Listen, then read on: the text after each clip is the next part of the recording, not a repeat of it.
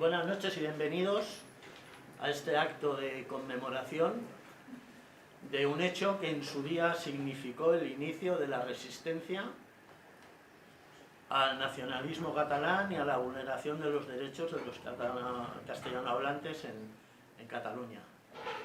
Un hecho que además provocó una rebelión social, de lucha, de oposición, que se tradujo en paulatinamente se fueron creando diferentes asociaciones y entidades en la vida civil, en diferentes ámbitos, jurídico, sanitario, educativo, etcétera, etcétera. Y este hecho fue la edición de la publicación de Extranjeros en su país. Tenemos para ello dos ponentes. Aprovecho para decir que, como reza en la publicidad que hemos hecho, teníamos 3 ponentes, pero Miquel Jiménez ha tenido un percance, parece que se ha hecho un esguince, creo, de tobillo y no ha podido venir, ha tenido que ir al médico por ello. Así que contamos, no obstante, con 2 ponentes que nos hablarán de la importancia, de la trascendencia de Extranjeros en su país, la que tuvo hace 30 años cuando apareció y de la que tiene aún hoy, que está más en vigor, más vigente que nunca. Así que en primer lugar os dejo con Marita Rodríguez, que es profesora, expresidenta de la Asociación por la Tolerancia y una veterana luchadora por los derechos civiles en Cataluña. Marita. Gracias. Buenas tardes. A ver, ya no soy profesora, que ya llevo unos años jubilada, y tampoco soy presidenta de la Asociación por la Tolerancia. Lo fui porque me echó el mochuelo Antonio, así, a traición absoluta, no sé cómo le hablo, pero me dejó ahí el pastel. Y bueno, he estado muchos años en la presidencia y sigo en la Junta. Yo creo que estoy aquí en condición de veterana, siendo suavita, pues de veterana, vaya, que yo pasé por lo mismo que describe Antonio Azahara, porque yo leí el libro como Azahara. Decía que yo, cuando descubrí Extranjeros en su país, estaba en un instituto de Sant Cugat junto a mi marido, que solía frecuentar el seminario de lengua española, porque allí en la hora del recreo pues fumaban, por ejemplo, y aquello era un garito y lo frecuentaban. Y entonces vio en el tablero un folleto de Extranjeros en su país, pero bueno, que tenía pinta de aquellas vietnamitas del franquismo, hecho así muy rudimentario, pero el título ya me lo trajo porque sabía que me iba a gustar, y Extranjeros en su país, porque así me sentía yo. Y tenía un mapa de Cataluña en la portada, cuatribarrado toda Cataluña, y se le iban desprendiendo las Es por todas partes. Y encima había un apartado donde se podía adquirir el libro, pero también había una hojita, una nota para firmar, para que retiraran el libro de la circulación. Bueno, todos esos ingredientes, y como decía Antonio, con ese nombre que unía, que era un seudónimo seguro, ¿no?, que unía pues la ciencia, lo mejor de la ilustración, Azahara, Larra Servet. Bueno, pues me leí el libro y pues de una tirada. Y es que lo leí en un momento que yo ya me había dado cuenta de todo el trajín y de todo el falseamiento del pobrecito catalán y que ha estado tan perseguido. Yo lo vi desde el principio.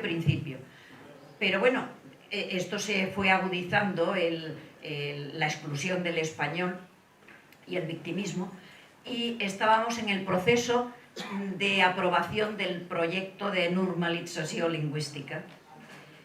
Y Y bueno, aquello fue un poco duro, porque claro, si callas, pues no pasa nada. Pero no callamos ni Antonio ni yo, y le pusimos pero. Se pretendía que se aprobara aquello sin habérselo leído.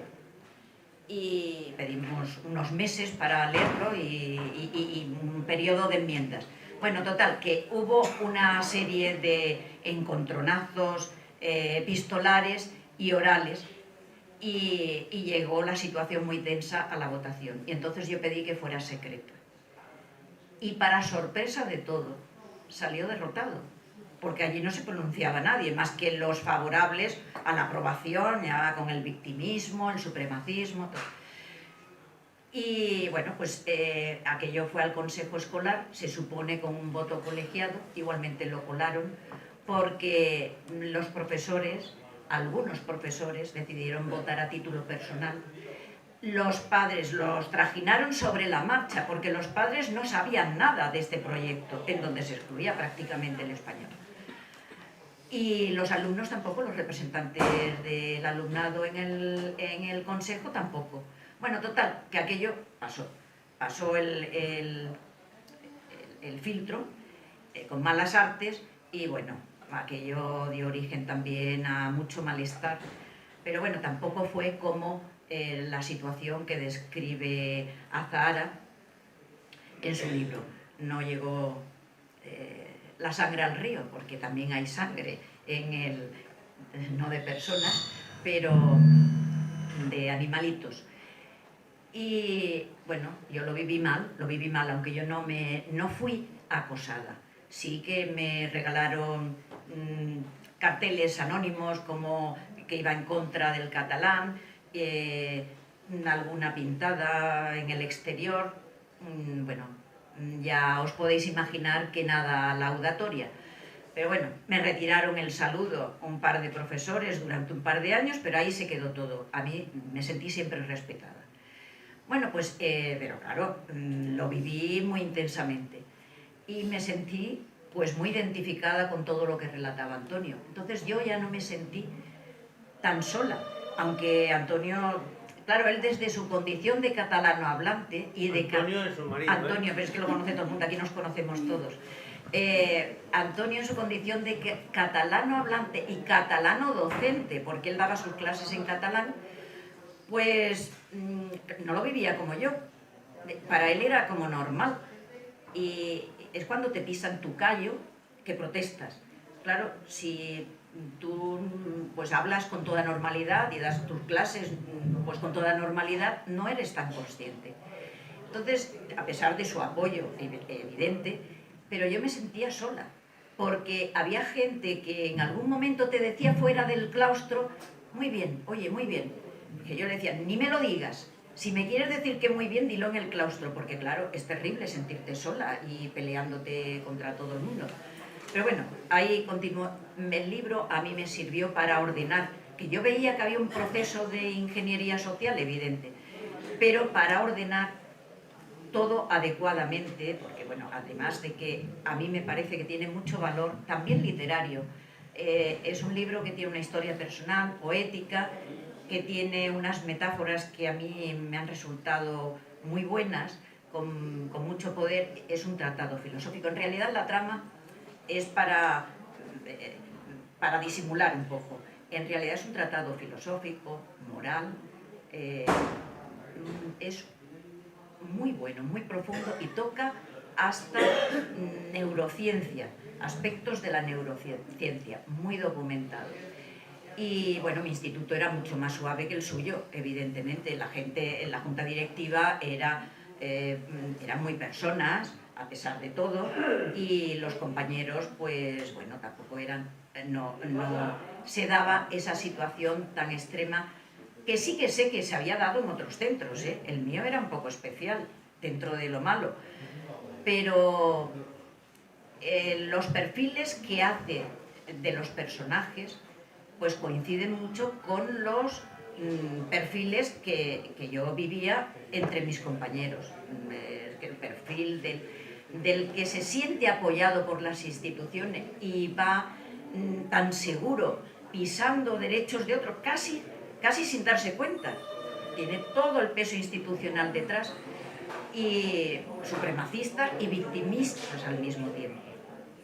Y muy confundidos, muy confundidos, diría yo, porque vamos, eso de pretender que el catalán es la herramienta de cohesión social, perdón, de cohesión social, el catalán, y que uno se integra cuando aprende catalán. Digo, pero si es que no hace falta integrarse, yo vine aquí y sin saber catalán estaba totalmente integrada, me entendía todo el mundo, o sea que esto es un cuento chino.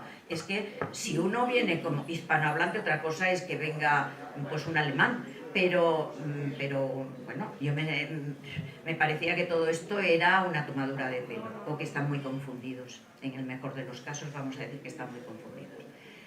El perfil del que se quiere confundir en el ambiente no quiere desentonar y entonces calla y va cediendo. Y los que se enfrentan, pues son muy poquitos, muy poquitos. Normalmente el que se siente muy seguro es catalano hablante, el que se quiere confundir es también hay algún catalano hablante, pero que no lo ve, que no le parece bien, pero tampoco se quiere manifestar. Conversos, bueno, pero entre el grupo dominante también hay conversos, o sea, gente que ha adoptado, pues que tiene la lengua equivocada, que aquí hay que promocionar el catalán, que ha sido tan perseguido y tan maltratado por el imperialismo español, y también tiene esos conversos. Después, pues eso, la mayoría se funde ahí en el anonimato, y después están un poquito los disidentes, educaditos, en fin, y ahí también hay catalanos hablantes, pero dominan los hispanohablantes. Bueno, pues tanto me gustó que digo, esto se tiene, porque claro, es un tratado formal, es un tratado profundo, y digo, aquí están todas las claves de todo lo que estamos viviendo. Y entonces digo, este libro le tengo yo que dar difusión. Y encargué 4, no pude conseguir más. Pero bueno, uno me lo quedé yo, otro se lo di a mi padre, y quise 3 más, pero solo pude conseguir 2. Y junto con un dossier en el año 93, porque yo no sé si lo leí a finales del 92 o a principios del 93, yo estaba tan rebotada que digo, esto no lo saben las instituciones españolas, que aquí nadie sabe fuera de Barcelona, de Cataluña, lo que está pasando. Y preparé un dossier con documentos, pues con documentos muy contundentes, no eran opiniones mías, eran documentos. Y adjunté el libro de Antonio con una carta personalizada, una a la Casa Real, a su majestad el rey don Juan Carlos I, a Alfonso Guerra. Se lo quise mandar a Felipe González, pero pensé que no le iba a llegar. Entonces se lo envié a Alfonso Guerra y al jefe de la oposición, a José María Aznar. En la Casa Real hizo acuse de recibo dándome las gracias, y no esperaba yo ningún pronunciamiento, lógicamente, pero yo quería que tuvieran constancia de muchas cosas graves, documentos que los delataban como personas que estaban siendo profundamente desleales al Estado. Y bueno, y Alfonso Guerra, yo no sé si le llegó alguna vez, nunca recibí respuesta, y José María Aznar sí que contestó diciendo que eso iba a cambiar, que cuando él llegara al poder eso ni hablar. Y bueno, pues en la jaja que oigo por aquí, pues eso, jajajaja, que eso fue lo que pasó, jajaja, por favor. El único instituto que había de lengua vehicular española, pues lo cedió Aznar en la primera, que tiene guasa la cosa. Aznar. Rajoy, que era en ese momento ministro de Educación. Pero Aznar, en la primera conversación que tuvo con Pujol, ya le entregó la cabeza de Vidal Quadras, que era el que molestaba políticamente, y el instituto. Digo, un instituto le puede molestar al gran timonel, que lo tiene todo en catalán, pero hombre, ese era un instituto que era responsabilidad del Ministerio de Educación y también del Ministerio de Defensa, a medias, para las personas, los militares que venían trasladados, que no se encontraran con el problema de que no tenían dónde escolarizar a los hijos. Y ese instituto lo entregó. O sea, ese fue, bueno, todos sabemos lo que pasó. Pues siguió apretando, dándole vueltas a la tuerca para favorecer a los insatisfechos permanentes. Bueno, pues eso, esa fue mi relación con extranjeros en su país. Y yo me fui porque estaba asfixiada y como tuve oportunidad de irme a Estados Unidos, me fui a Estados Unidos para alejarme de la batalla. Y cuando volví, digo, aquí tiene que haber alguien, además de Azahara, tiene que haber más gente. Y cuando volví, pues me encontré con la Asociación de Profesores por el Bilingüismo y con la Asociación por la Tolerancia. Allí conocí a Antonio, pero yo todavía no sabía que él era Azahara. Y no sé en qué momento me enteré. Pero las coincidencias personales con el libro es que llegan hasta los 2 documentos adjuntos, que son 2 artículos, que refleja pues las 2 posturas como bastante inconciliables que se vive en Cataluña. Y entonces él da 2 artículos, uno de José Antonio García Galán, era... Sí. Y... A ver, se me va la olla. Sí. A mí me gustó ese mucho. Cataluña necesita del castellano, de Gabriel y Galán. Y yo lo colgué, pues a modo de, a ver si alguno se entera de que no soy aquí la única que sostienen estas cosas. Pero nadie dijo nada. Y al cabo de un par de meses, alguien colgó otro que se llamaba Madrid y el síndrome serbio, de Manuel Delgado, con el que luego hicimos una tertulia en la tolerancia y demás. Y bueno, aquello no había para mí por dónde cogerlo.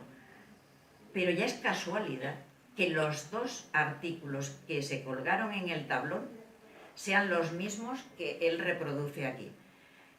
Y mi padre ya me dijo, ¿pero has escrito tú el libro? Digo yo, no, ¿cómo voy a escribir yo este libro? Aquí hace falta una profundidad y un conocimiento que yo no tengo. Bueno, pues me parece muy bien, después de saber además todo el camino que ha recorrido la edición de la primera y una segunda que nunca se llegó a publicar, que fue en el 94, que Lara, el fundador del Imperio Planeta, pues estuvo muy interesado en publicarla, pero su jefa de la dirección, ¿no?, quien llevaba la dirección, pues esta no le dijo que no, se quedó con el libro, porque inicialmente ya intentó él publicarla en esta editorial, pero le dijeron que no, en la editorial Planeta, y luego pues intentó Lara que se publicara desde Planeta, y le dio órdenes delante de él. ¿Quién más iba contigo? Julio Villacorta.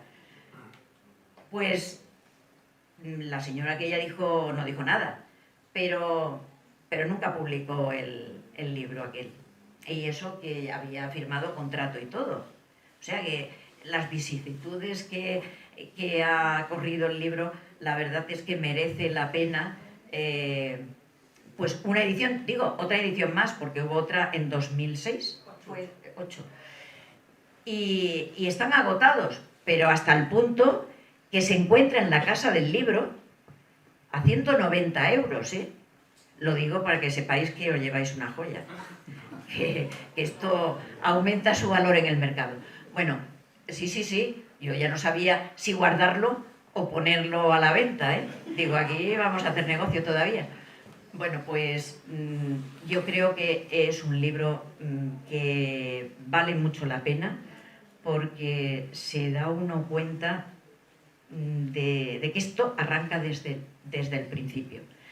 Y nosotros ya lo sabemos, pero si le podemos dar difusión fuera, estaría muy bien. Cuando uno no sabe qué regalarle a alguien, dice, ¿qué le regalo? Extranjeros en su país, que está estupendo. Yo nada más que se me ocurre darle la enhorabuena otra vez, que es un honor para mí haberos dado el rol a vosotros. Quiero decir, el honor de que él me haya dicho que le presentara. Y todo ha sido una improvisación en realidad, porque yo contaba que el plato fuerte iba a ser Miquel Jiménez, que tiene además ese sentido del humor y que es tan bueno, que yo diré nada. Pero como se nos ha hecho un esguince, pues aquí estamos. Le paso el micrófono a Maribel, que se enrolla menos que yo.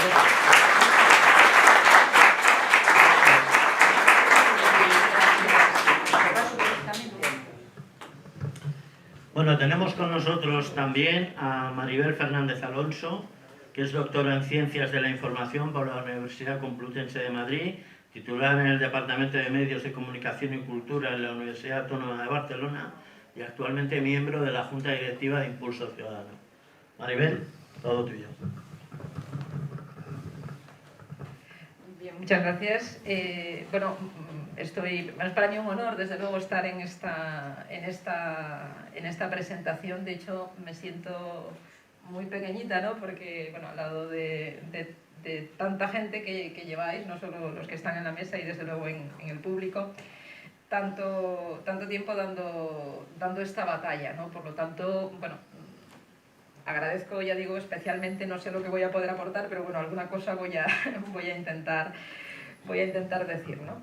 Bueno, me ha sucedido como a Francesc de Carreras, que lo explica en el epílogo. Yo no había leído este libro hasta esta semana pasada, que por fin ha costado que me llegase, pero ha llegado. Y la verdad es que cuando Antonio me propuso participar en la presentación, yo pensé que era un ensayo. Me había hecho la idea de que el libro era un ensayo, a lo mejor condicionada por la historia de la resistencia al nacionalismo, no lo sé. Yo me había hecho esa composición, y cuando lo abrí y empecé a leerlo, digo, hombre, ¿qué libro es este? ¿No? Es una novela, pero no es una novela. Tiene un contenido, obviamente, de fondo enorme. Y según iba leyendo, iba pensando cómo definirlo, y ya al final me he encontrado con una estupenda definición en el comentario, que creo que es especialmente bueno, que hace Pau Guix, y que lo define la obra.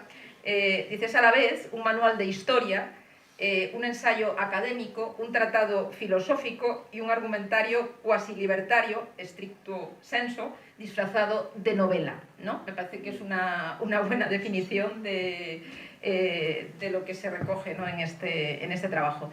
A mí el libro me ha gustado mucho, me parece especialmente meritorio ubicándolo en el momento, lógicamente, en que fue escrito. Creo que tiene aspectos muy positivos en el fondo y en la forma, ¿no? En el fondo, bueno, pues porque describe...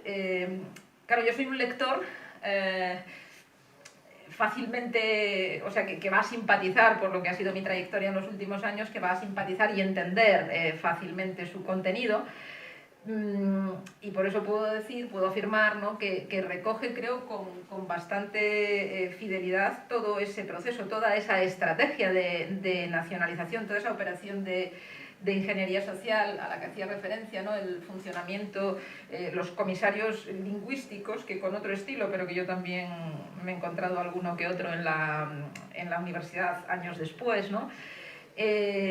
Explica muy bien, yo creo que sistematiza todos los argumentos, todos los mantras que nos hemos encontrado debatiendo sobre estos temas, los posicionamientos de los más radicales. Tú en tu texto hablas de las 3 categorías, ¿no? de profesores que hay, ¿no? Los que son muy, muy radicales, los que callan, que estos coincido son especialmente hirientes, y bueno, y los que de vez en cuando dicen alguna cosa, ¿no? Que es con los que uno se va, pues Carlos, Elías y por supuesto Adrián, ¿no? Con los que uno se va sintiendo más identificado, ¿no? Bueno, pues en todas esas charlas están todos los argumentos, los de ellos y los nuestros, ¿no? Se acaban encontrando, ¿no? Adrián ahí defendiendo, como hace Ana Losada al final, ¿no? Ahí el peso de la razón, ¿no? Y por qué la razón no sirve, ¿no? En medio de todo esto, ¿no? O sea y luego tiene también ese componente del desgarro personal que supone la defensa de nuestras convicciones, ¿no? O sea, yo creo que tiene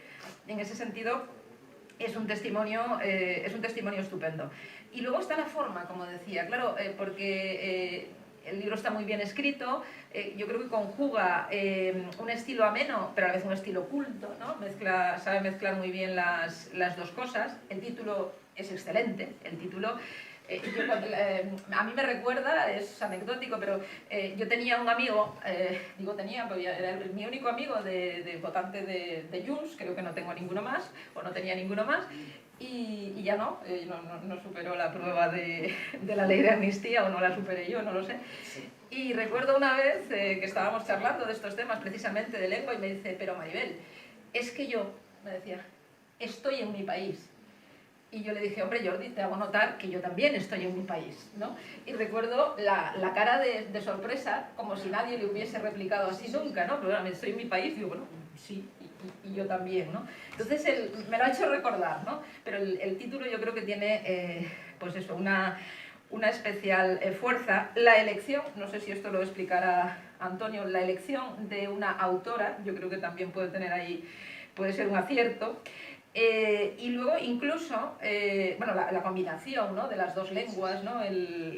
Y al final, ese final, el epílogo, ¿no?, del propio autor, cuando dice, y por favor, que no instrumentalicen el texto desde el nacionalismo español, ¿no? Yo creo que eso también me parece a mí un acierto, ¿no? O sea, yo creo que hay como muchas cosas que hacen bueno, que la publicación de este texto, aparte de valiente por el momento en el que se produce, sea inteligente y hoy en día sea, pues creo que un documento valioso, ¿no?, para entender lo que sucedió aquellos años y lo que sucede ahora, ¿no?, porque lógicamente no está en absoluto desconectado. Claro, lo he entendido perfectamente. Lo he entendido perfectamente todo, porque claro, desde aquellos años, claro, yo he vivido, digamos que yo me he sumado cuando se publica el libro, yo estaba licenciándome en Madrid, y llegué a Cataluña 10 años después y estuve 10 años en otras batallas, es decir, que no me había sumado ni sabía quién era la Asociación por la Tolerancia ni sabía nada del movimiento cívico constitucionalista, por más que algunas personas sí que me avisaron. O sea, cuando llegué hubo alguna persona que intuyó que yo, porque yo lo que no he sido nunca es nacionalista, desde luego, intuyó que yo podría acabar teniendo algún tipo de problemas por mi manera de ser, y me advirtieron, pero lo encontraba todo exagerado. Yo confieso que era de las que lo encontraban exagerado, y yo creo que es el riesgo de este tipo de publicaciones cuando no se conoce bien el contexto, ¿no? Pero claro, luego, en los últimos 10 años, sobre todo, cuando sí que me fui acercando, bueno, claro, cuando con la eclosión del procés y las evidencias incontestables de todo lo que estaba pasando, entonces sí que me fui acercando a las asociaciones, a las personas que estaban defendiendo con tanto ahínco, en particular la Asamblea por una Escuela Bilingüe, y bueno, dentro de Sociedad Civil Catalana y demás, pues claro, entonces empecé a ver cosas que me parecían increíbles. Yo recuerdo que me impactó mucho cuando nos desplazamos, cuando el caso famoso de Balaguer, que recuerdo que fui con Ana Losada y con Pepe Domingo, fuimos allí, y yo ver a aquellos padres y que explicaban aquello, yo recuerdo que a mí aquello me impactó muchísimo. Eran esas cosas que te costaba creer hasta que ya era innegable porque lo estabas viendo con tus propios ojos, ¿no? Entonces, claro, poco a poco vas viendo todo eso. Yo creo que ahora el libro o sea, la comprensión del libro tiene a favor todo lo que ha pasado en estos últimos años y que lo ha hecho mucho más visible, ¿no? Porque claro, bueno, en particular lo que sucedió en 2017, nosotros hicimos un informe que yo creo que es poco conocido también y que a lo mejor habría que darle más difusión, sobre lo que sucedió en las escuelas en torno bueno, el otoño de 2017, ¿no? Aquello, los directores con las llaves en el Palau de la Generalitat, ¿no?, entregándoselas simbólicamente a Puigdemont, Ponsatí tomando el control de los centros educativos, las fiestas de otoño para preparar la votación, bueno, en fin, todo aquello, los comunicados de las escuelas, los niños, bueno, aquello fue una cosa impresionante, y había un montón de documentación bueno, un informe de 350 páginas documentado por compañeros de entonces de Sociedad Civil Catalana y de la Asamblea por una Escuela Bilingüe, ¿no? Entonces, claro, todo eso tuvo mucha trascendencia en los medios. A mí hay periodistas que me dicen, o sea, sobre todo cuando te ven así un poco desmoralizado, dice, no, es que no sois conscientes de hasta qué punto se van viendo cosas que antes nos costaba creer, ¿no? O sea que yo creo que digamos, todo el acelerón que supuso el procés, que yo creo que obviamente no midieron bien, ¿no? El exceso que se estaba produciendo, pues ha facilitado que se visibilicen cosas que antes no. Y entonces esto yo creo que juega a favor de que el libro pueda ser entendido por mucha gente, probablemente por periodistas, que si se le hubiese entregado en otro momento, a mí misma, si me lo hubiesen entregado cuando llegué a Cataluña, habría dicho, hombre, esto no puede ser, ¿no? O sea, me habría costado bastante más comprenderlo. Entonces yo creo que hay todos esos componentes a favor, y cosas que entonces no eran posibles, lo que explicabas de Alfonso Guerra, pues a Alfonso Guerra le entregamos, es que me hiciste pensar, le entregamos en un Sant Jordi el informe este de 2017, se lo llevó y desde luego que lo utiliza, y que se lo leyó. Se ve. Ese sí que lo leyó, o sea que yo creo que algunas cosas, bueno, pues desde luego sí que han cambiado, pero por todo ese trabajo, el trabajo de los primeros momentos, y desde luego todo el trabajo posterior que puede acabar ahora en un informe, bueno, todo apunta, ¿no?, en un informe de la Comisión de Peticiones del Parlamento Europeo, gracias al que yo creo que es un trabajo, yo les veo de cerca, increíble, ¿no?, de la Asamblea por una Escuela Bilingüe.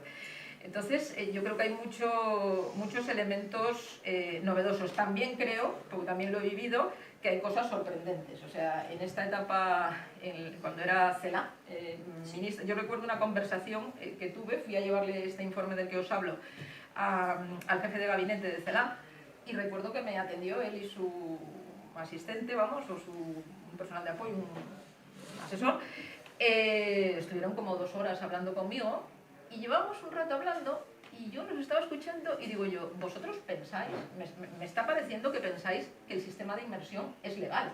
Y me dicen todos ellos, claro, esto es muy reciente, ¿no? O sea, con lo cual, claro, hay cosas que se ven muy claras, los acosos, ¿no?, la niña de Canet, el tal, pero hay otras cosas que son muy importantes y que se deberían entender y que yo creo que todavía no se acaban de entender, ¿no? Y que tenemos ahí un reto para explicar todo esto, ¿no? Bueno, no me quiero tampoco extender más. Yo lo que sí que creo es que entre todos, desde luego esto, porque nada se consigue sin un principio, ¿no? El valor de las primeras cosas es innegable. El valor de los que habéis estado, sí, bueno, porque seguís, o sea, los de los primeros momentos ahí estáis siempre, y de toda la gente que se ha ido sumando posteriormente, pues desde luego es magnífico. Y los que hemos llegado después, pues ahí vamos, ¿no?, tomando nota, intentando aprender de los argumentos, de cuáles pueden ser las mejores estrategias, y bueno, pues ahora vienen, o sea, sigue siendo un tema nuclear, porque están intentando dar una vuelta de tuerca, lo que pasa es que ahora hay más luz y taquígrafos, digamos.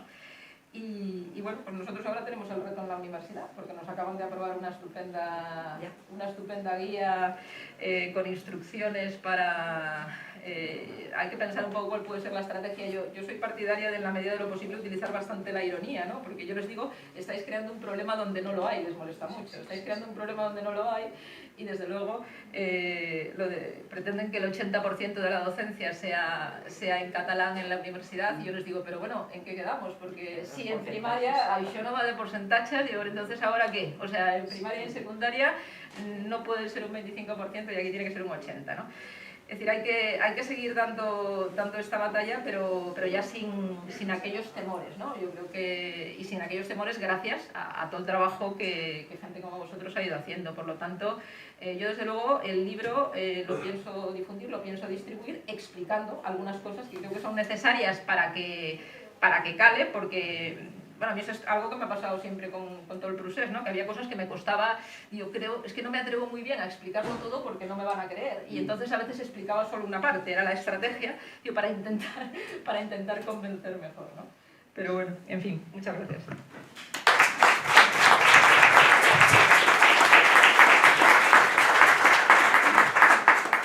Bueno, ha llegado el momento de que hable el autor. A ver, para presentarlo, yo ahora podría estar aquí tranquilamente 1 hora mencionando los logros de Antonio, pero no es plan. A mí, al margen de extranjeros de su país, que creo que es su logro más importante y trascendente, me gusta siempre mencionar que fue, porque es un hecho inaudito también, que fue el primer diputado del Parlamento de Cataluña en su día, que dimitió por mantener la lealtad y la fidelidad a sus principios y a sus compromisos, ¿no? Y esto es algo tan espectacularmente extraño y raro que merece la pena funcionar. Raro y además heroico, diría yo casi. En cualquier caso, hoy está aquí con nosotros porque es el padre de la criatura. Así que con ustedes, Antonio Robles.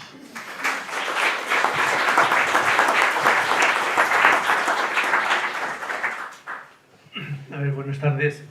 Antes de nada, darle las gracias a las asociaciones que han hecho posible esta conmemoración e incluso la financiación del libro, que las paso a decir: Asociación por la Tolerancia, Asamblea por una Escuela Bilingüe, AISECAT, Catalunya Suma, España y Catalans, Impulso Ciudadano, Sindicato de Enseñanza Secundaria, Centro Libre Arte y Cultura, Sociedad Civil Valenciana, Sociedad Civil Alcoy y su entorno, Foro España Cívica, Politella y la ANT.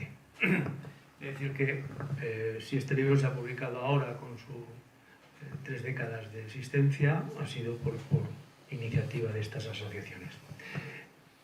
Aunque en realidad no es el 30 aniversario, sino es el 32. Son 32. Todo el mundo habla así porque era redondo y ya está, ¿no? Deberían haberse acordado 2 años antes, ¿no? Desde el 92 a hoy pasan 32 años. Pero además de la gratitud a las personas actuales que han hecho posible el libro, yo quisiera recordarme, aunque solo sea a modo de ejemplo, de algunas personas que estuvieron en la primera representación de este libro, en la primera presentación, que fue en el 92, en 1992, en un centro cívico de Cataluña.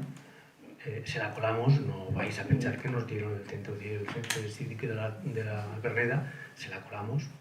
Y allí estaba alrededor de 100 personas, todas ellas desconocidas entre sí, y ninguna de ellas, para los que allí estábamos, los 4 gatos que estábamos, los 4 no eran 3 exactamente, los 3 gatos que sabíamos de qué iba esto, y todos los demás éramos desconocidos para todos los demás, ¿no? Y todos con ciertas expectativas de que allí pasara algo, ¿no? No pasó nada y después funcionó todo muy bien, y de ahí nació la primera célula después para organizar la resistencia, que dio primero al colectivo Azahara, porque nos lo puso el periódico que el domingo siguiente nos sacó a doble página en El Mundo, y posteriormente la Asociación por la Tolerancia, y a partir de ahí ya se inició la resistencia fuerte, ¿no? En el 83 había habido otra asociación anterior, que era la Cervantina, estaba muy clandestina, para que los que no sepan de qué va esto, les daré solo un dato. Los miembros de la Cervantina se conocían por un número, no conocían sus nombres. Y además su sede inicial fue en el Ensanche, por ahí cerca de la Plaza España,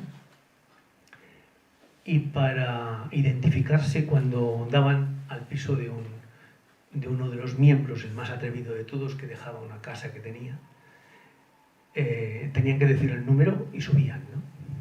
Esa era la mentalidad, el miedo aterrador que había entonces, ¿no? Y para simular ese miedo, pues hacían cosas culturales que no salieran.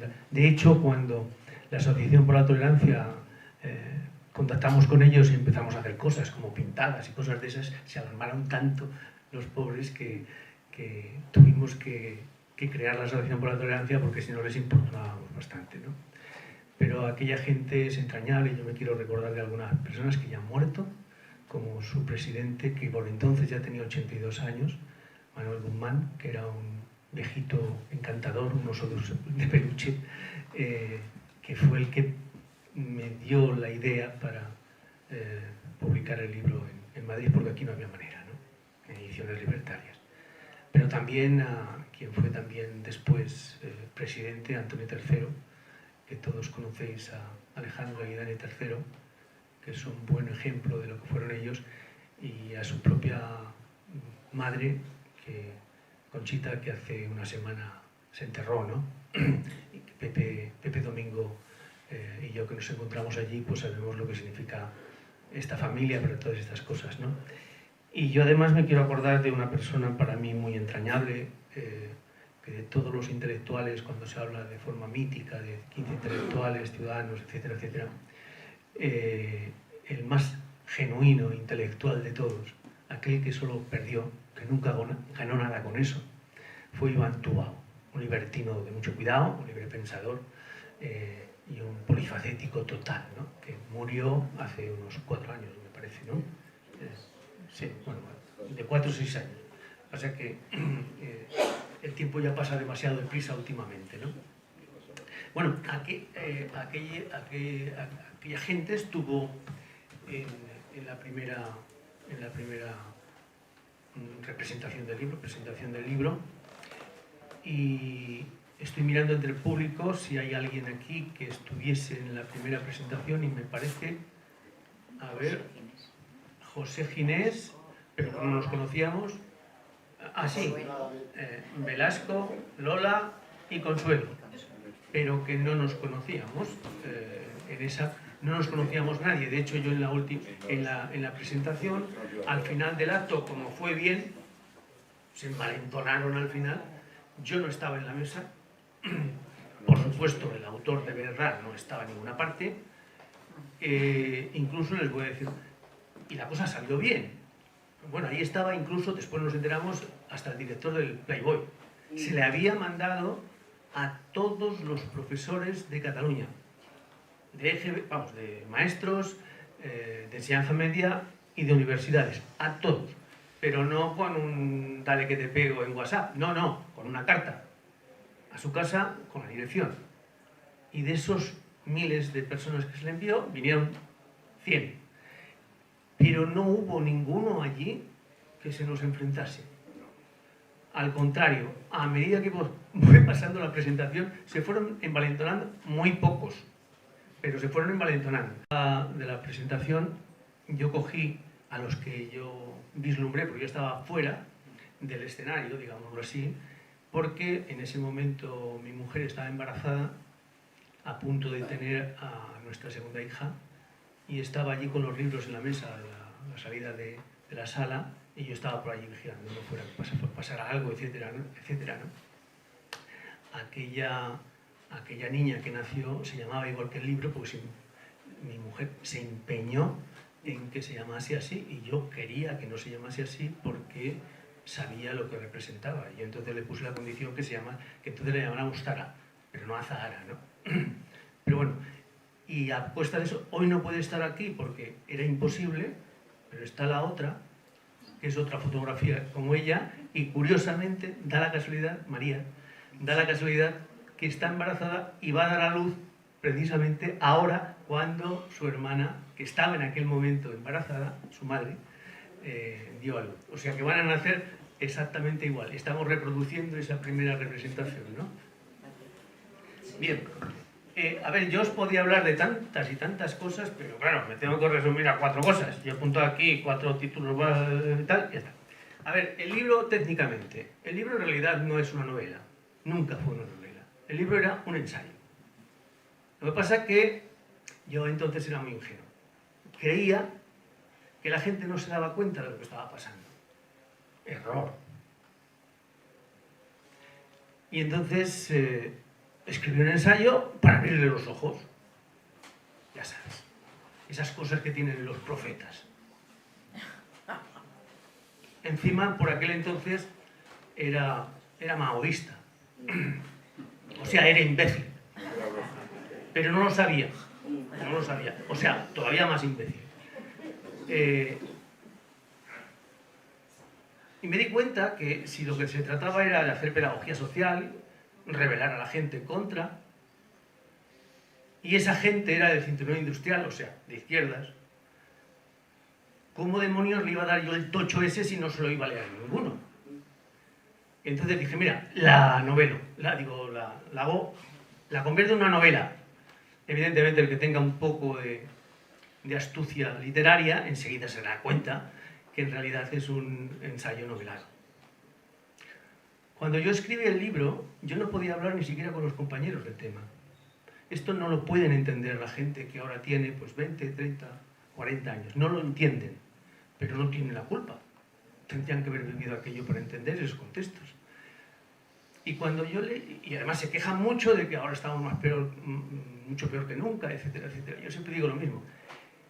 Objetivamente hablando, empíricamente hablando, parece que estamos peor que nunca. Bueno, sobre todo desde que Pedro Sánchez nos ha fastidiado. Pero hasta que Pedro Sánchez nos había fastidiado no estábamos peor que nunca. ¿Por qué? Porque en aquella época no había ninguna legitimidad para estas ideas. Ni siquiera la posibilidad de que lo fuera. El silencio era total. De hecho, yo cuando escribí el libro me pasaba... Yo por entonces, ahora no, ahora es todo lo contrario. Ahora tiene que ser por la mañana. Por la noche me duermo. Pero cuando estaba lúcido era por la noche. Entonces me quedaba escribiendo por la noche allí, en mi cuarto.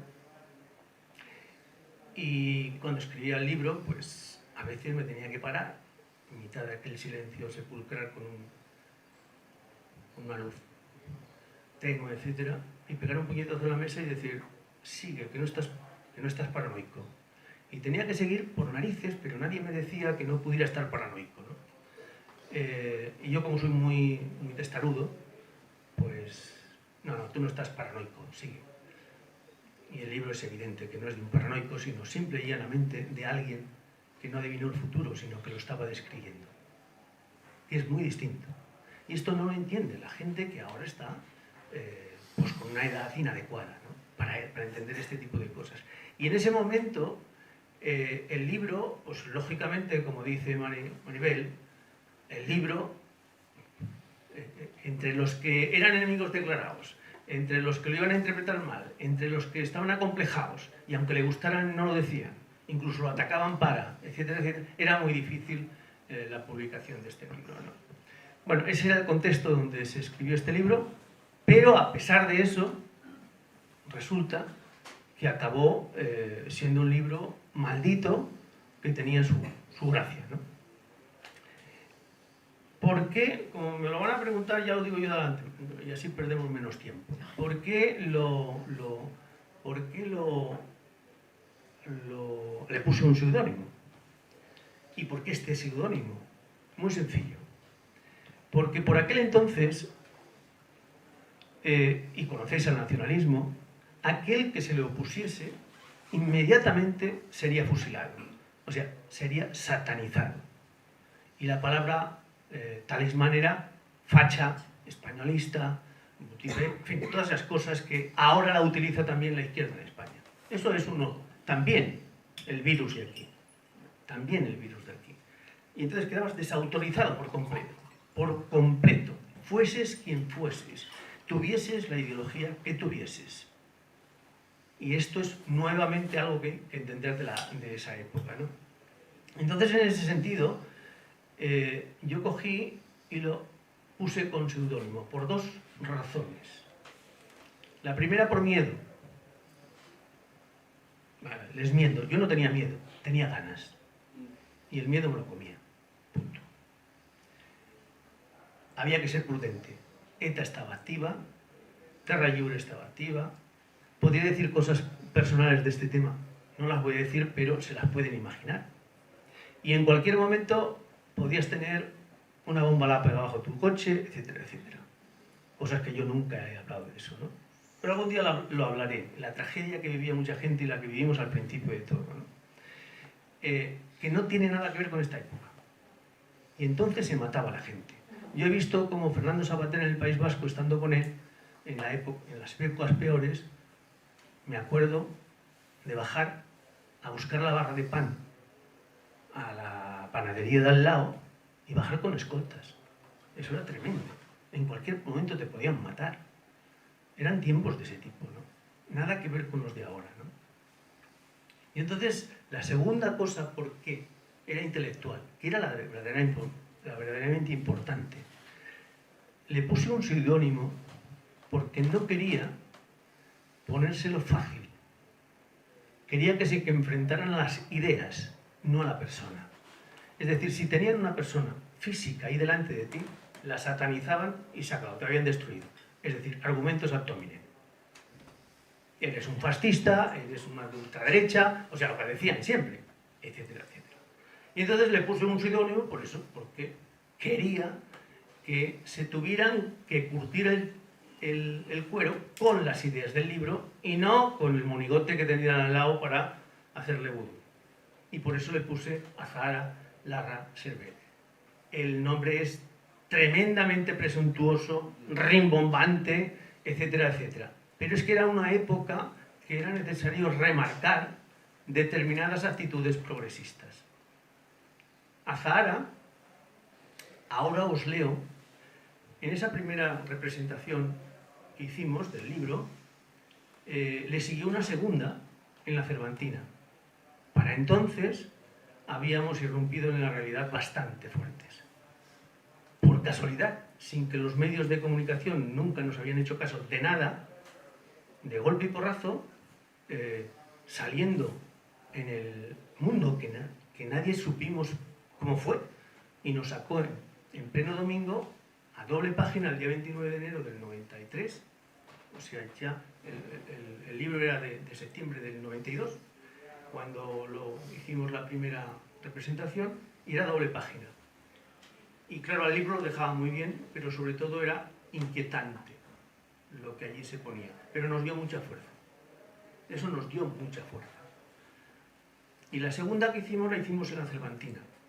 Y hubo muchísima gente. Se quedó gente fuera, etcétera, ¿no? Y todo el mundo esperaba que la autora del libro apareciera.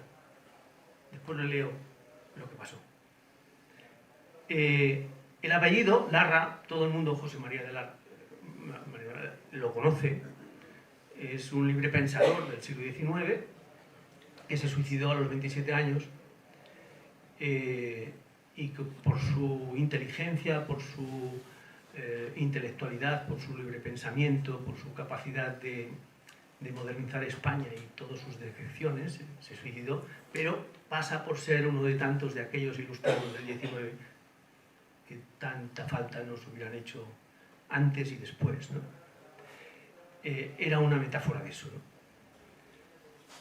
Y el caso de Miguel Servet, siglo XVI, todo el mundo se piensa que es porque Miguel Servet fue un científico que descubrió la circulación de la sangre corta, que es la que va al corazón, a los pulmones, y sí, y entre otras cosas también por eso lo quemaron, Calvino, en 1553, pero fundamentalmente Miguel Servet fue un intelectual como la copa de un pino, y fue el primer intelectual de Europa, el primero de todos. Locke, Montesquieu, Hume, David Hume, etc., fueron los que, incluso los primeros filósofos que dieron con la Constitución americana, los que recogieron de Miguel Servet el espíritu por el libre pensamiento y por la libertad de conciencia y de expresión. Y precisamente por eso le condenaron a muerte en Francia, se escapó, acabó preso de Calvino en Ginebra, en Suiza, y allí lo quemaron, además con crueldad, etcétera, etcétera. Y representa lo mejor de Europa en la libertad de pensamiento. Y en este dramatismo de este tipo de nombres estaba el pensamiento que teníamos algunos en aquella época, porque estábamos cercados por todo el enemigo. O sea, es como estar en una casa rodeada por fuego por todas partes, te van a quemar. Y de alguna manera era una especie de tabú que queríamos o de vudú que queríamos hacer al nacionalismo para no ser atacados. No vas a poner José Antonio, ¿no?, o algo así por el estilo, sino que ponías precisamente nombres con los que te identificabas y con los que podrías hacer ese vudú al nacionalismo, ¿no? De ahí viene el esto. Os voy a leer lo que pasó en esa segunda presentación en la Cervantina. En esa ocasión sí, yo estaba también, como en la primera. En la primera estuvo Manuel de Guzmán, aquel viejecito que había estado preso en Santander, condenado a muerte, y al final, después de la guerra civil, es republicano y era director. fue director de la Escuela Normal de Magisterio de aquí de Barcelona. Estaba él, estaba Carlos Carceller, un compañero filósofo que me siguió mis historias, etc., ¿no? Y estaba yo también en aquel caso. Y cuando me tocó a mí, la gente esperaba que apareciera la supuesta autora del libro, Azahara. Y entonces yo empecé a leer lo siguiente. Seré breve y además no les hablaré del libro. Muchos de ustedes se habrán preguntado con curiosidad quién es la autora de Extranjero en su país. Pues bien, yo he venido precisamente para eso, para desvelar el secreto. Al fin y al cabo, estamos entre amigos. Azahara es el nombre de una ciudad, de un sueño, de un mundo de belleza destruido por el odio. Dice la leyenda que Azahara fue el nombre de una mujer de ojos muy negros que levantó tal amor en el primer califato de Córdoba, Aterramán III, que puso un ejército entero de alarifes, escritores, escultores, artistas, a construir en piedra la belleza que ardía por ella en su corazón. Esto ocurría hace 1000 años, muy cerquita de Córdoba. El resultado fue una ciudad de ensueño. Su nombre, Medina Azahara. Solo 34 años después fue completamente destruida por el afán revanchista de los enemigos del califato. Ni siquiera una generación perduró aquella ciudad construida de suspiros. Azahara ya no existe. Lo que de ella resta solo es memoria de la estupidez humana. Por eso ese nombre solo es un símbolo. Cualquiera puede ser ella. Cualquiera se sobreentiende que crea en la libertad de pensamiento, que esté en contra de todo racismo, biológico o cultural, y que en el caso que nos ocupa posea la dignidad suficiente como para denunciar la persecución lingüística que está padeciendo el castellano, hoy en Cataluña por parte del nacionalismo. Es decir, Azahara somos todos los que creemos que catalán y castellano son dos lenguas hermanas y no dos enemigos dispuestos a exterminarnos.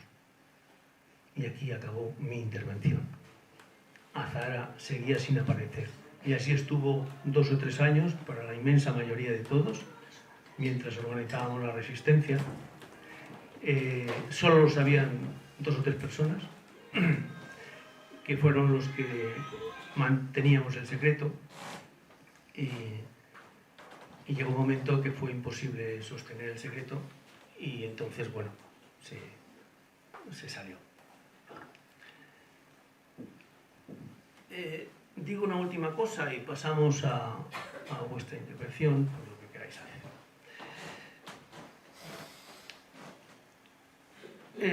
El mayor triunfo, a mi modo de ver, del nacionalismo ha sido la manipulación del pasado, de la historia, de la que no conocimos, de la que no hemos vivido siglos atrás, para construir su historia mítica de Cataluña y la justificación de toda la exclusión que ha hecho de cualquiera que se lo opusiese a ese nacionalismo, a esa especie de etnia nacionalista, ¿no? Pero no solo el pasado, sino nuestro propio presente. Ese es el gran triunfo del nacionalismo. Han borrado nuestro pasado. Me acuerdo cuando en el año 90 y algo, al principio, 93 o algo así, que presentamos un borrador de un manifiesto para intentar hacer aquello que el libro tampoco era capaz de hacer, porque tampoco lo leía tanta gente, y queríamos hacer un manifiesto, en castellano también, por favor.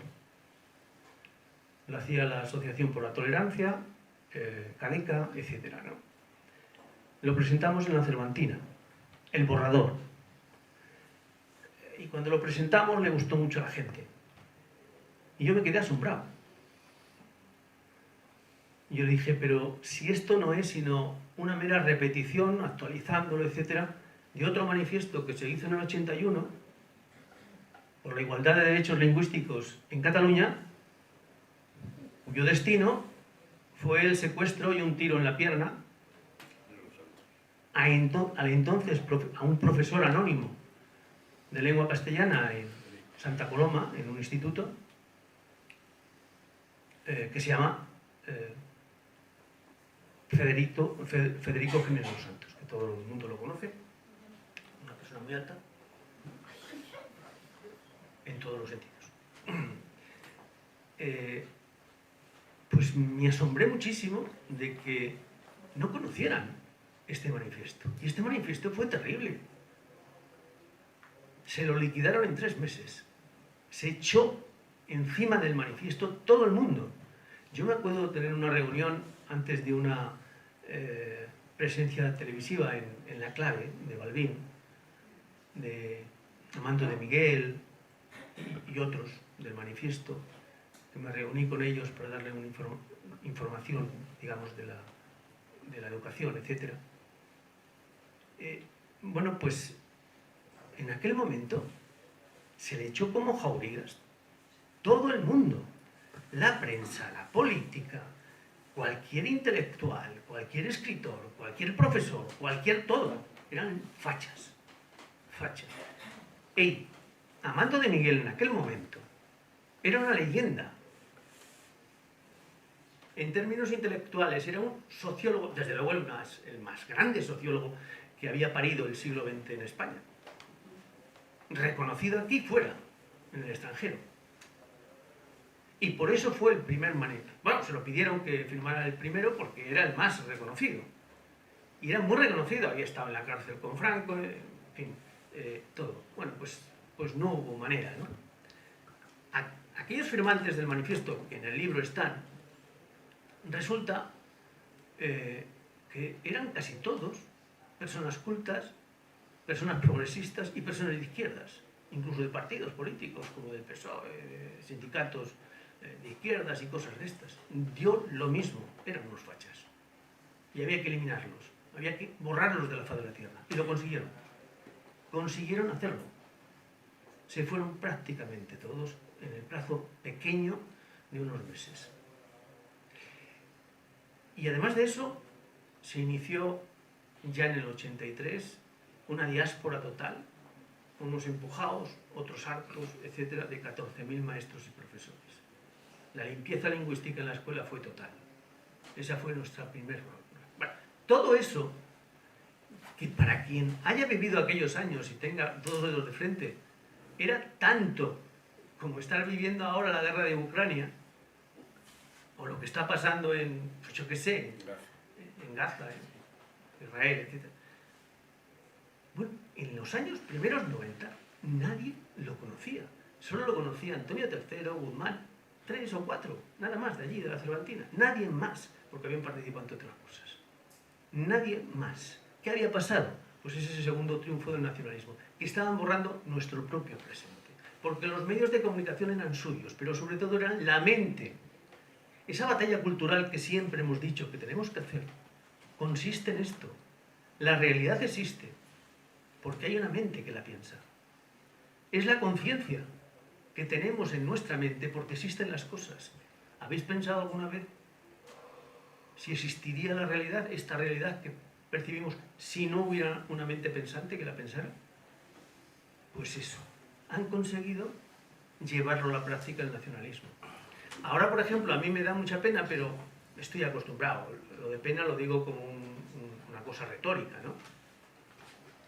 La gente como Marita o como Pepe Domingo que veo allí y a tanta gente que hay aquí, pues no le resulta chocante, porque lo han vivido siempre. Y han estado ahí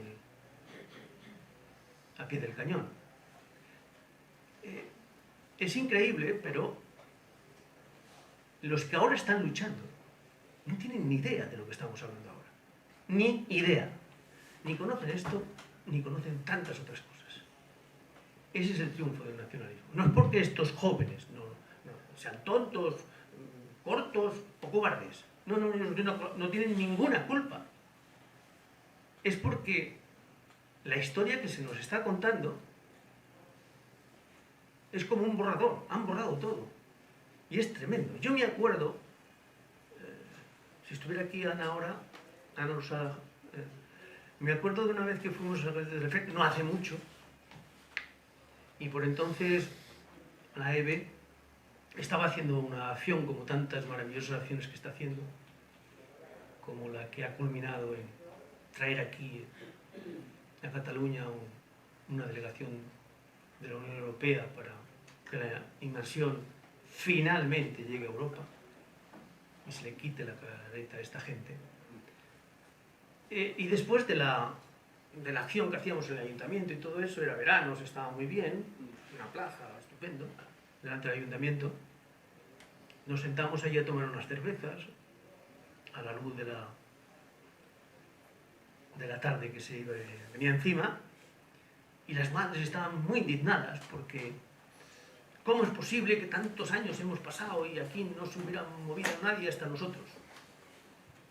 Y yo me quedé alucinando, porque eran madres que estaban luchando y que eran inteligentes. Y entonces les dije, vosotros no conocéis a Cadeca, ni idea, el triunfo del nacionalismo. Cadeca fue la primera organización, como ahora la EB, la Asamblea por una Escuela Bilingüe, que en los años 90, los primeros, juntamente con Tolerancia, inició el primer levantamiento contra la inmersión en Cataluña.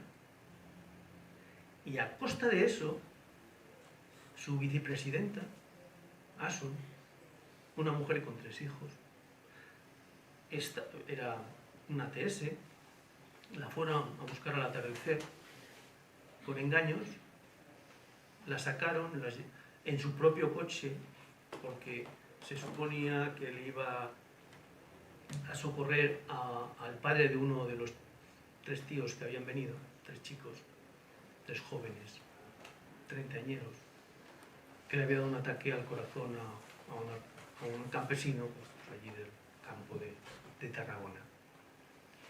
Y se fueron para allá, la bajaron del coche, le dieron tal paliza que parecía una negrita de negrales que tenía, aparte de otras cosas. Le quemaron el coche, la dejaron tirada allí, inconsciente, que la podían haber quemado. Tuvo que salir como pudo cuando volvió en sí, salió a la carretera, la llevaron al hospital, etc. A lo mejor algunos de ustedes incluso no saben este dato, pero lo que no lo saben, o lo que no lo sabían, eran las personas que estaban allí luchando. Y sigue pasando esto. Evidentemente hemos hecho lo imposible porque estas cosas se sepan, pero este es el triunfo del nacionalismo. Manipular el presente incluso. Lo están manipulando lo mismo. Y gracias a que siguen asociaciones luchando a brazo partido contra todo esto, que este tipo de cosas se lo ponemos difícil. Y para personas como los que estamos aquí, que hemos estado hace muchos años, pues comprobar o asistir a que venga una delegación de Europa aquí, a que inspeccione la inmersión, es un triunfo colosal. Y posiblemente, como no nos espabilemos dentro de 30 años, tampoco lo sabrán apreciar aquellos que no supieron luchar a tiempo. Creo que me estoy enrollando mucho y voy a acabar con el tema. El libro es idéntico al que salió en el 92, aunque eran otras portadas y otras cosas, y tienen algunas novedades. Una, en la segunda edición del 94, cuando Lara quiso publicarlo, me mandaron la editorial que tradujera las intervenciones en catalán, que las tradujera en castellano. Yo me negué, en principio, después nos pusimos de acuerdo, había que acceder a una parte, y entonces dejábamos el catalán igual y se traducía al castellano en color ceniza de la letra, ¿no? Se quedó así, después no se publicó por otras cosas, no me enreí, esto sería otro rato de charlas amenas, pero tampoco tiene sentido, ¿no? Y entonces, en el 2008, cuando una editorial se fijó en el tema y lo quiso publicar, pues dijo que lo publicaba así porque así tenía un público español y hispanoamericano. Bueno, yo lo dejé y ya está. Pero después, cuando hemos hecho esta edición, y cuando me preguntaron y tal, yo dije, el libro no me lo toquéis, de eso me encargo yo. Y entonces he quitado todas las traducciones, lo he dejado tal como estaba en la primera edición. Y en contra hay una serie de páginas al final que dice 2024, análisis retrospectivos tras 3 décadas de extranjeros en su país, que es textos que escriben estas personas que voy a decir y que miran lo que le parece extranjero en su país y la situación donde se da este ensayo novelado, ¿no? Honra con que anda en lengua sufre mengua, de Pau Guix. Avatares de un libro maldito, de Iván Tubau. In Memoriam. Esto es un extracto que cogí yo de un libro que escribo yo a finales de los 90 y que hablaba precisamente de extranjeros en su país y la imposibilidad de encontrarlo en las librerías en Barcelona. Mi encuentro con extranjeros en su país, de Marita Rodríguez, que tenemos aquí. La visión de una pedagoga sueco, Inger Eisvik, que conocí en el Parlamento en el 2007 o algo así. Pau, María, Lucas y la Escuela Catalana, de Ana Losada. El texto este no estaba previsto, pero yo cuando le iba a entregar ya definitivamente, faltaba un día o algo así, para entregarlo, leí un artículo de Ana, un Twitter o lo que sea, donde lo ponía, y era la intervención que ella había hecho en la delegación que había venido de Europa para inspeccionar No habla para nada de extranjero, ni nada por el estilo, de libro, ni nada por el estilo, pero sí que habla de la escuela y de la realidad cruel de este tipo de cosas, ¿no? Hay un precedente que Marita ha tenido la desgracia de sufrir. ¿Te acuerdas de qué habló? Del precedente de los padres y las niñas. Es tremendo, que yo lo recojo aquí en Historia de la Resistencia, es tremendo, ¿no? Y yo creo que leyendo lo que dice Ana aquí, la exposición que hace, ya se entiende todo, el que quiera entender. Después hay una carta del editor, González Sichar. Yo no tenía previsto escribir nada, pero he escrito 2 tonterías. Balance a los 32 años de extranjero en su país y finalmente un epílogo de 2023 de Francesc de Carreras que desde mi punto de vista es una joya porque Francesc de Carrera, los que lo conocemos, pudiendo haber vivido el nacionalismo como un raja, han tenido el coraje de estar siempre con nosotros. Me podía estar aquí ahora explicando por qué, etcétera, etcétera, pero le pido un aplauso para todos ellos que han colaborado en este libro, en esta parte del libro. Gracias.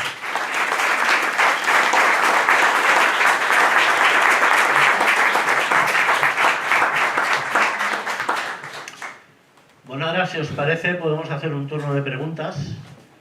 Entonces, aquellos que queráis preguntar algo, alrededor de 1 minuto y medio creo que es tiempo más que suficiente para exponer una pregunta. Y os levantáis o pedís, alzáis la mano y cuando os levantéis decís vuestro nombre y hacéis la pregunta.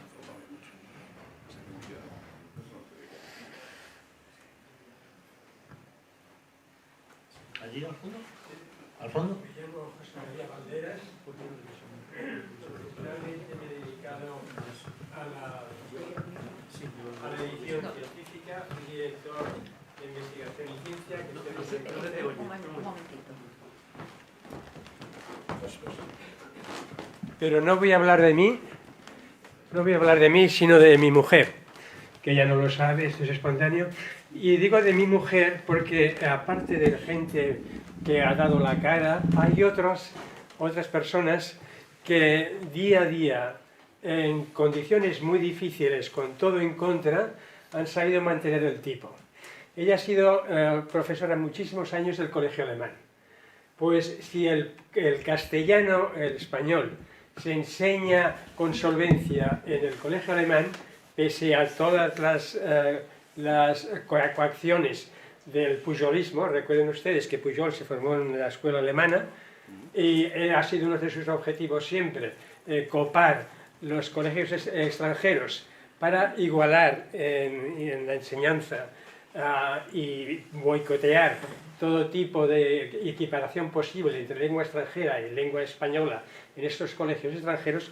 Ella ha sido el baluarte de la defensa del español, que hoy venturosamente goza de cierta dignidad en el colegio alemán.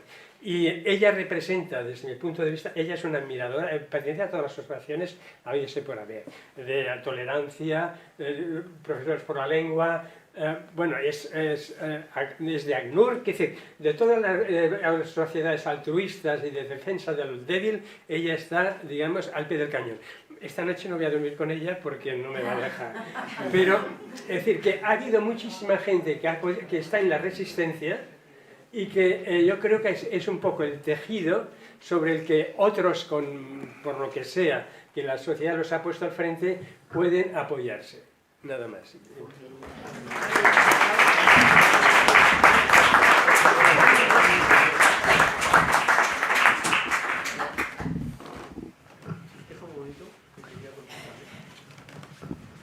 Tiene toda la razón.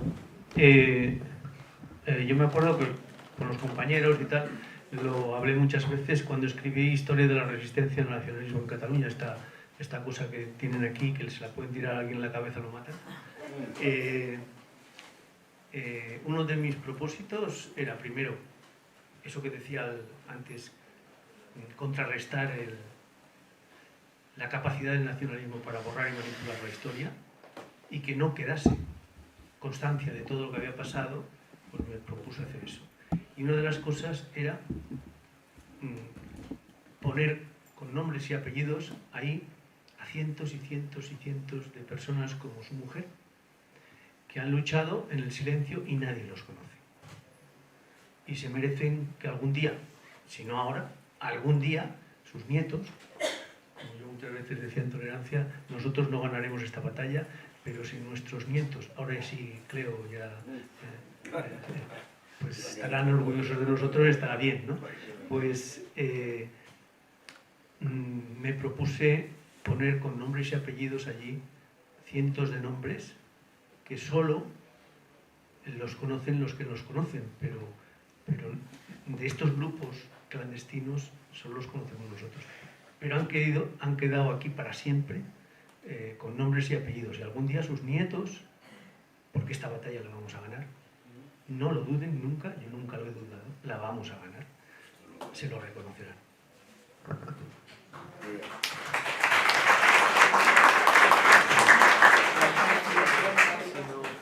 ¿Quién más se anima?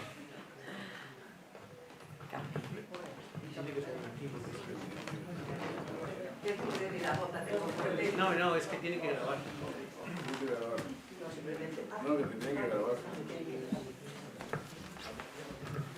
Bueno, primero agradecer a todos los que estáis en la mesa pues vuestra participación aquí, la lucha que habéis llevado, ¿no?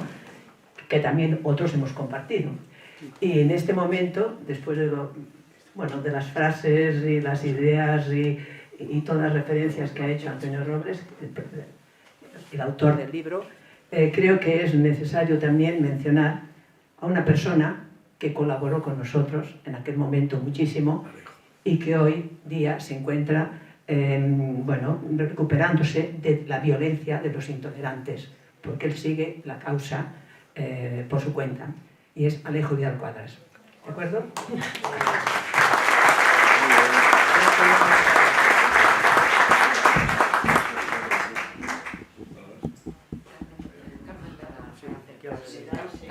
Bueno, tengo buena voz. No, pero Yo me tengo que presentar como fan intelectual de Antonio Robles. Hemos estado juntos en muchas ocasiones, de muchas maneras.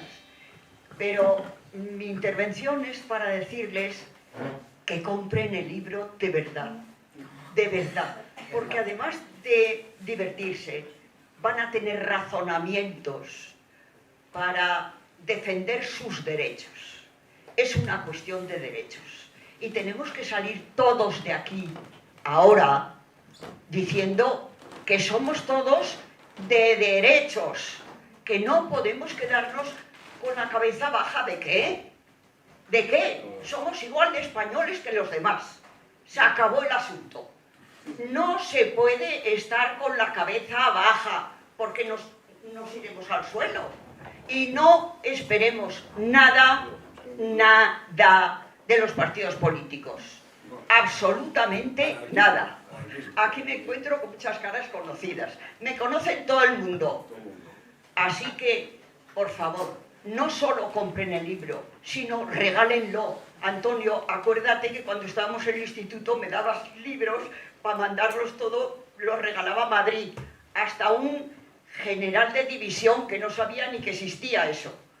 Pero me entrevisté con cantidad de gente de Madrid para que el instituto era el único en castellano, no pasase a la generalidad.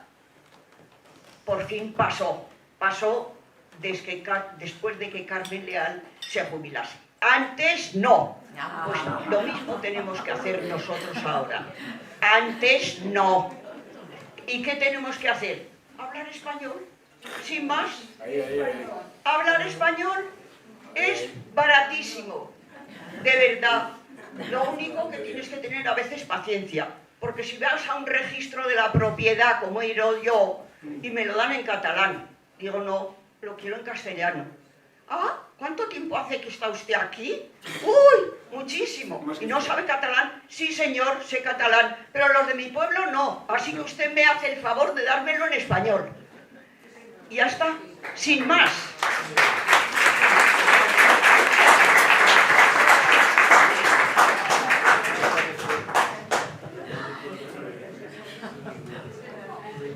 Hola, buenas noches a todos. Me encanta ver tanta gente ya con el pelo blanco, que estamos casi todos abuelos. Y yo voy a contar una anécdota personal con don Antonio Robles. Cuando éramos muy jóvenes, tú y yo iba a tu instituto de la Travesera contigo a jugar a fútbol sala con tus alumnos. ¿Te acuerdas de eso? Esa es la primera. Segunda, yo siempre repito lo mismo. El catalanismo, el nacionalismo, el independentismo siempre usa dos factores leninistas, que es ocultar la realidad y cambiar la historia. Y eso lo saben hacer muy bien. Creo yo que va por ahí. Y nada más que agradeceros a todos la lucha que hemos montado aquí todo el mundo. Nada más, gracias.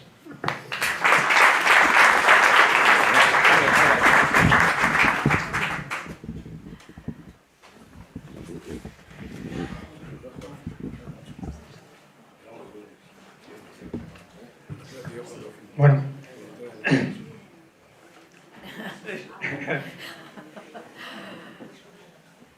Sí, no. Joder. No me emociono mucho. Voy a aprovechar este acto, si no me emociono mucho, voy a aprovechar este acto para explicar algunas cosas de mi historia personal con este libro, especialmente con este libro. Yo he sido profesor, ahora ya estoy jubilado. Cuando empecé a trabajar como profesor en Esplugas, en un colegio de Esplugas, era director de un colegio muy progre, con un director muy progre, que era yo. Y a los directores en Esplugas nos reunían, hablábamos, e impulsamos la inmersión lingüística en mi colegio, yo como director. A la inmersión lingüística que nos vendieron a nosotros consistía en lo siguiente: utilizaban la palabra inmersión lingüística para introducir la lectoescritura en primero y en segundo de primaria, estaba en EGB. Con el acuerdo y con la explicación que nos daban a los directores que estuvimos allí y que yo apoyé, de que al final de la EGB se darían séptimo y octavo, sexto, séptimo y octavo, se darían la mitad de las clases en castellano y la mitad en catalán. Esa era la inmersión que nos vendieron y que yo, en una asamblea multitudinaria de todo el centro, Colegio Público Can Vidalet, aprobamos. Los padres, recuerdo que me preguntaban a mí, José Antonio, pero oye, ¿va a pasar algo? Los alumnos, no os preocupéis porque van a aprender el catalán en primero y en segundo. Eso es lo que yo hice, pues no sé exactamente en qué año, pero en el 85, 86 por ahí. Esplugas. Posteriormente, voy a explicar mi historia, y relacionado con el libro, precisamente. Posteriormente, yo ya vi que eso ya no se cumplía. Ya me di cuenta, al final, cuando ya tuve que pedir traslado, concurso de traslados, y me dieron la plaza definitiva, me la dieron en Viladecans. Allí en Viladecans, yo ya seguía lo que ocurría en el colegio. Eso de la mitad de las asignaturas en catalán y la otra mitad en castellano, mentira cochina. Bien, en Viladecans era una población que todavía no se había implantado la inmersión, como en Esplugas. Y nos ofrecieron en mi centro, en ese momento yo era jefe de estudios, hacer un proyecto lingüístico, y aprobamos el claustro, hacer un proyecto lingüístico en el que la mitad de las asignaturas se hacían en castellano y la otra mitad en catalán. Y era el colegio más avanzado en toda Viladecans, en el sentido de que introducía la enseñanza en catalán. Ese colegio era el Doctor Trueta de Viladecans. ¿Qué ocurrió? Que yo estaba allí de jefe de estudios y nos enviaron, no sé si lo conocíais, pero seguro que os suena, Joaquín Arenas, al claustro de profesores, a decir que teníamos que inmersionar a los niños 100% en preescolar y en primer ciclo, y nos negamos los profesores. Eso estará en actas del centro. Y mantuvimos el proyecto lingüístico bilingüe. ¿Qué ocurrió? Pues que después nos enviaron a otra reunión en la que llegó el inspector Joan Gumbert, muy nacionalista y muy catalanista. Tuvimos unas discusiones enormes en el claustro de profesores, y de la mayoría de profesores que al principio defendíamos el proyecto lingüístico bilingüe, pues fueron desapareciendo y te quedas solo. Hasta el punto que el inspector, a mí, que era el jefe de estudios y era un poco el ideólogo del proyecto lingüístico, me dijo que si quería seguir en Cataluña, que tragara o que me fuera. En ese momento, sería cuando enviasteis a los profesores las cartas de extranjeros en su país, me llegó como jefe de estudios una carta informándome de este libro. Y yo compré, no 1, 4. Los repartí a mis compañeros profesores, a los que yo creía más afines. Mentira cochina. Ninguno de los profesores de mi centro que habían apoyado el proyecto lingüístico bilingüe en mi centro apoyó nada. Me dijeron que ese libro no les había interesado y me quedé con el libro, que por cierto lo perdí luego en la tolerancia en un acto que hicimos. Lo llevé y lo perdí, el primero. Bien, lo que quiero decir con todo esto, esta es mi historia con el extranjeros de su país. A partir de ahí yo me cabreé muchísimo, quería quemarle el coche al Humbert, al inspector, etc. Es verdad, ¿eh? Si llegó en contra de su coche, se lo quemo.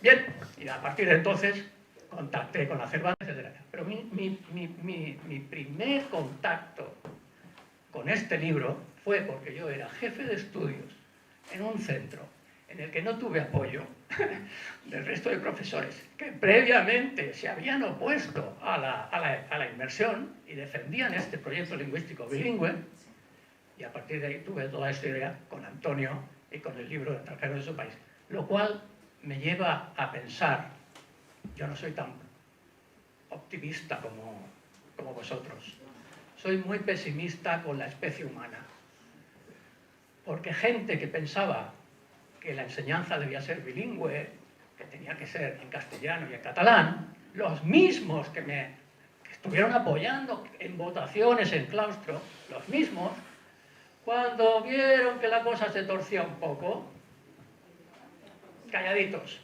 Y adiós, muy buenas. Y la inmersión se está cumpliendo desde entonces en el Colegio Doctor Trueta de Viladecans, donde la mayoría de profesores...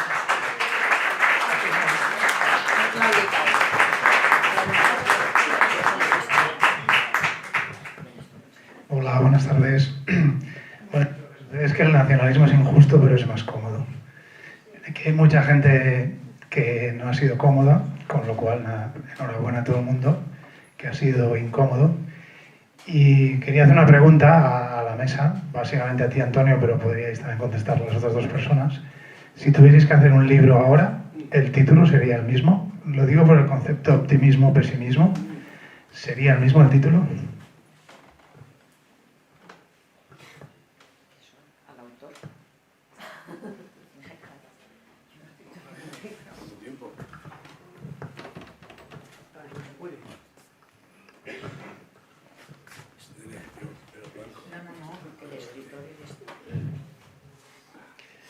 Me has matado, Óscar.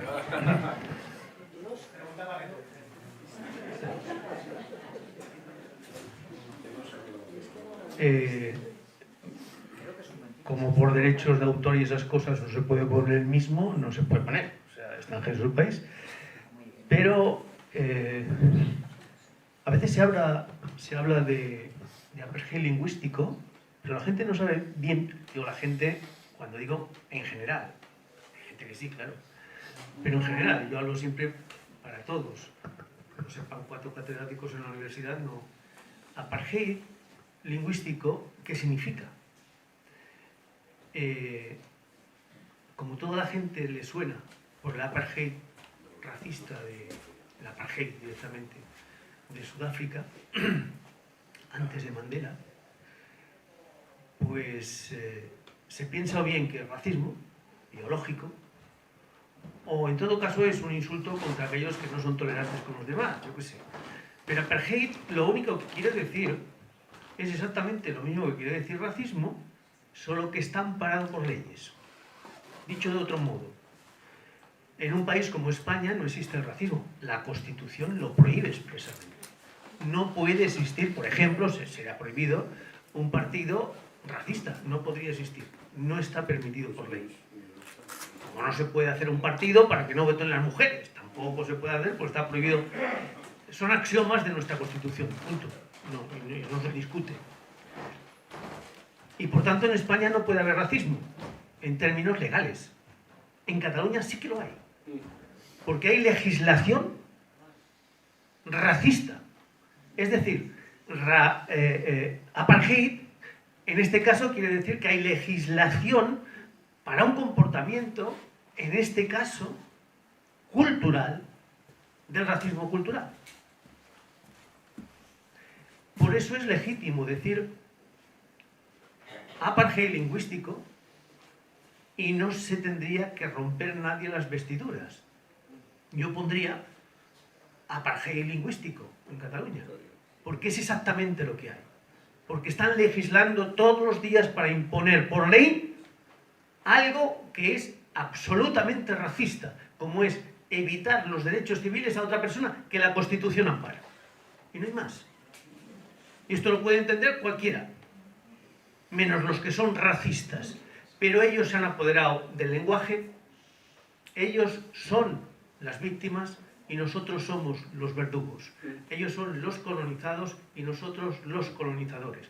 Ellos son los pobrecitos que no tienen donde caerse muerto y los pobres gilipollas que somos los, en otra época, la mayoría de lo que se dijo inmigrantes, que en España no hay inmigrantes porque es otro concepto manipulado. Un inmigrante solo puede ser alguien que va a un país desde otro país que no es el mismo, a un estado distinto. Nosotros no vamos a un estado distinto. En este caso somos forasteros, pues los que vienen de Lérida a Barcelona, los que vienen de, yo qué sé, de Sevilla a Madrid, etc. Son forasteros, pero no son inmigrantes. Pero han impuesto el lenguaje. Y yo mismo, en este libro, que tenía muy claro que eso no lo le iba a poner, y no podía ponerlo porque ya estaba impuesto, si no, no me entenderían. En este sentido, el nacionalismo nos ha ganado también con el lenguaje. y ha revertido toda la historia. En la Generalitat y en los partidos nacionalistas estamos asistiendo exactamente a la misma mentalidad fascista, no de Italia, que es otra cosa, no de Francia, sino de Alemania. Yo le llamo nazismo de almas, porque el nazismo, el nacionalsocialismo, la solución final de Hitler era eliminar físicamente a los judíos, a los gitanos, a los negros y a todo aquel que les consideran oportuno. Erradicarlos. Erradicarlos es erradicarlos. No estoy inventándome nada. ¿Qué quiere hacer el nacionalismo catalán? Erradicar la cultura española, erradicar la nación española, erradicar el castellano en Cataluña. Y por eso le digo nacionalismo de almas, porque quieren quitarnos de la mente la posibilidad legítima de que nos sintamos orgullosos de ser lo que somos.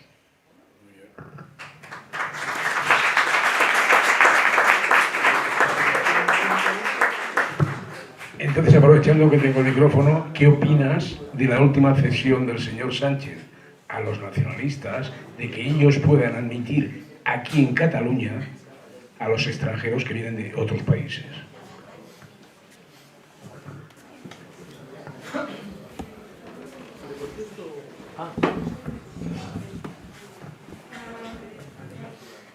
La peor desgracia que le ha caído a Cataluña, que nos ha caído a nosotros y a todos los españoles, es la existencia política de Pedro Sánchez. Él ha hecho un daño inmenso. ¿Por qué? Todos estos años que hemos estado luchando, toda la gente que está aquí y la que no está aquí, que hay cientos de miles que no están aquí, en este momento, para intentar hacer la batalla cultural, no para eliminar a nadie, no para quitar derechos a nadie, sino para que todos tengan los derechos civiles iguales, porque la ciudadanía es que todos tengan los derechos civiles dentro de un sistema determinado político, de Estado, etcétera, etcétera. Bueno, pues todo el esfuerzo que hemos hecho, Pedro Sánchez lo ha echado por el suelo, nos lo ha pisoteado. Le ha dado razón a los nazis de almas, ha legitimado su racismo cultural, su apartheid lingüístico, su imperativo categórico fascista o golpista de ir en contra de las leyes, de ir en contra de la Constitución, de dar un golpe de Estado. Llamadlo como queráis, pero ya me entendéis todos, porque los que sabéis de qué va esto, autoengañarnos entre nosotros no es posible. Y Pedro Sánchez, lo peor que ha hecho, no era amnistía ni nada, lo peor que ha hecho es reconocer el relato nacionalista, es reconocer el nazismo de almas. Y eso no se lo vamos a perdonar nunca, jamás. A la trena, hombre. Y además, os digo una cosa, yo personalmente creo, y no lo digo por levantaros el ánimo, creo profundamente que este tipo, un día u otro, no sabrá dónde meterse. Porque España no se lo va a permitir. Un día saldrá de la calle gente que va a tener que salir a gorrazos. No estoy hablando de violencia, es que no podrá dar un paso en este país. Se va a Venezuela, hombre. No hay mal que 100 años dure y a todo cerdo le llega a su San Martín.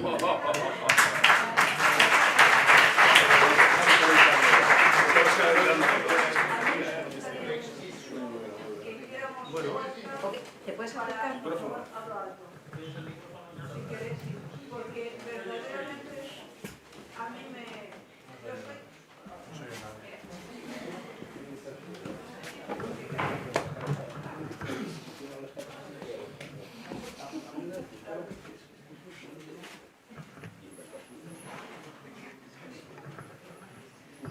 Buenas tardes, gracias por la charla tan estupenda que nos habéis dado. Es una maravilla oíros. Yo soy castellana, de 18.000 apellidos castellanos, pero yo no hablo castellano. Yo hablo español, porque estoy en España. El castellano lo hablaban mis antiguos, mis pasados, cuando conquistaron el mundo. Una vez que conquistamos el mundo y que cruzamos esos mares, hablamos español. No he conocido ningún país de Europa, entre ellos Italia, que tiene 17 idiomas, Alemania, Francia, todo el mundo tiene varios idiomas. Todos traducen del francés al español, del español al italiano. España, ¿qué es esto del castellano? Nos lo colocaron los vascos hace 30 años y nos lo han colocado aquí. Y vamos a romper por medio. Aquí se habla español, porque estamos en España. Y al que no le guste que se vaya, porque España es de todos, no de unos cuantos iluminados. Entonces tú tienes poder para hacer eso, hacerlo. Nosotros estamos ahí, a seguiros, a los que sois la luz que abre el camino. Entonces, hablamos español. Y el catalán también es español, por supuesto. ¿Cómo lo podemos hacer? Prepararlo, que vosotros podéis.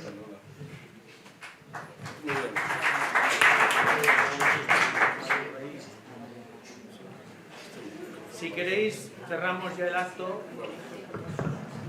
porque... Ya, cerrar ya porque sí.